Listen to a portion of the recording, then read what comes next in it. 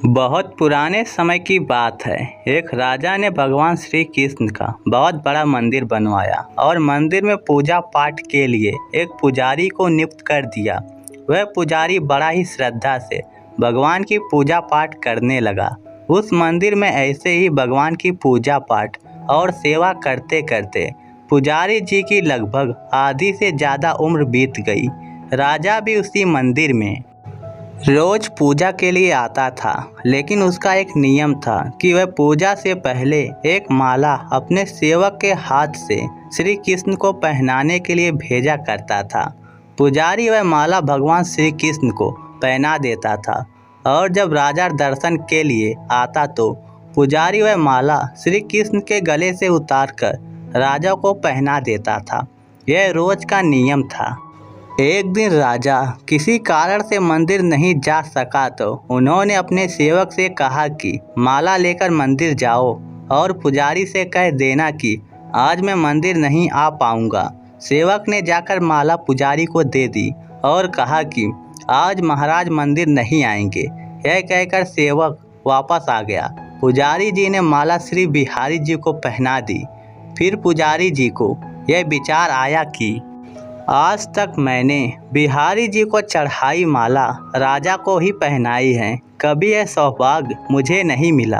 अब इस बुढ़ापे में जीवन का कोई भरोसा नहीं कि कब रूठ जाए। आज मेरे कान्हा ने मुझ पर बड़ी कृपा की है। राजा तो आज आएंगे नहीं तो क्यों ना बिहारी जी की चढ़ाई हुई माला आज मैं पहन लूँ।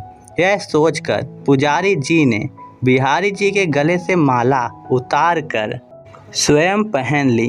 पुजारी ने माला पहनी हुई थी कि तभी महाराज का सेवक दौड़ा दौड़ा आया और उसने बताया कि महाराज की सवारी बस मंदिर में पहुंचने ही वाली है। यह सुनकर पुजारी जी डर गए। उन्होंने सोचा कि अगर राजा ने मेरे गले में एक माला देख ली तो मुझ पर क्रोधित होंगे। इस डर के कारण पुजारी ने अपने गले से माला उतारकर बिहारी जी को फिर से पहना दी कि तभी जैसे ही राजा दर्शन के लिए आया तो पुजारी ने रोज के नियम के अनुसार फिर से वह माला बिहारी जी के गले से उतारकर राजा को पहना दी। तभी माला पहनते समय राजा को माला में एक सफ़ेद बाल दिखा। सफ़ेद बाल देखते ही राजा को सारा माजरा समझ में आ गया कि पुजारी ने माला स्वयं पहन ली थी और फिर निकाल कर वापस पहना दी होगी। राजा को लगा कि पुजारी रोज ऐसे ही करता है। यह सोचकर राजा को बहुत गुस्सा आया। तब राजा ने पुजारी से पूछा, पुजारी जी यह सफ़ेद बाल किसका है? पुजारी को लगा कि अगर सब कुछ सच बता दूंगा तो राजा जी जरूर मुझे सजा देंगे। इसलिए जान छुड़ाने के लिए पुजारी ने कहा, महाराज यह सफ़ेद बाल तो बिहारी जी का है। अब तो राजा गुस्से से आग बबूला हो गया कि यह पुजारी झूठ पर झूठ बोले जा रहा है। भला बिहारी जी के बाल भी कोई सफ़ेद होते हैं? फिर राजा ने कहा, पुजारी अगर यह सफ़ेद बाल बिहारी जी का है तो सुबह श्रृंगार के समय मैं आऊँगा और देखूँगा कि बिहारी जी के बाल सफ़ेद हैं या काले, और अगर बिहारी जी के बाल काले निकले तो आपको फांसी दी जाएगी। राजा इतना कहकर वहां से चला गया।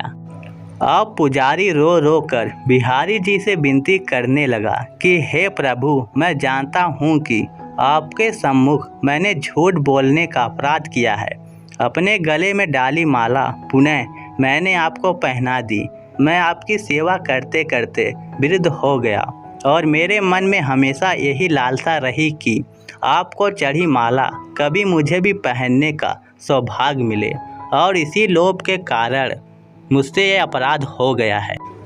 मेरे प्रभु, पहली बार ही यह लोभ हुआ और पहली बार में ही यह विपत्ति आ पड़ी। हे मेरे नाथ, अब आगे ऐसा अपराध नहीं होगा। अब आप ही मुझे बचाइए, नहीं तो कल सुबह मुझे फांसी पर चढ़ा दिया जाएगा।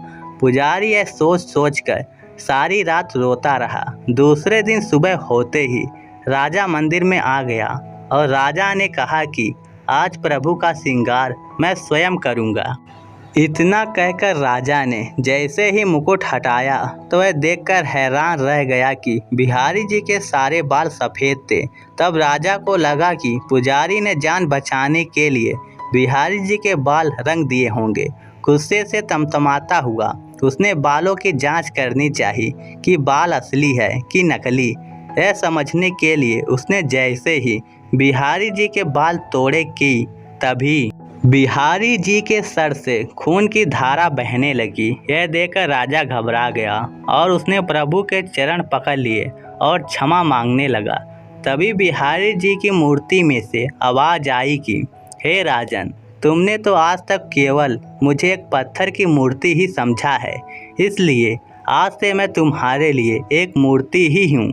लेकिन पुजारी जी मुझे साक्षात भगवान समझते हैं और उनके विश्वास और श्रद्धा की लाज रखने के लिए ही आज मुझे अपने बाल सफ़ेद करने पड़े और रक्त की धारा बहानी पड़ी तुझे समझाने के लिए। यह सुनकर राजा का मन पश्चाताप से भर गया और पुजारी ने अपना सिर भगवान के आगे झुका लिया, क्योंकि आज ईश्वर ने उसके विश्वास और श्रद्धा की लाज रख ली। तो दोस्तों, इस कहानी को लेकर आपकी क्या राय है, नीचे कमेंट करके हमें ज़रूर बताइएगा। धन्यवाद।